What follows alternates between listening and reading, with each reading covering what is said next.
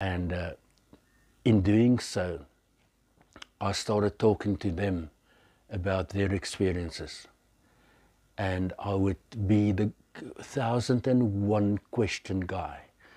I'll question them about, why did you go there? How did you do it? How fast is your boat? What do you like about your boat? What don't you like about her? And then they were very, very accommodating. They would every time invite us onto the yacht, and he will talk about hours, because people that's passionate about stuff don't just keep on talking about it.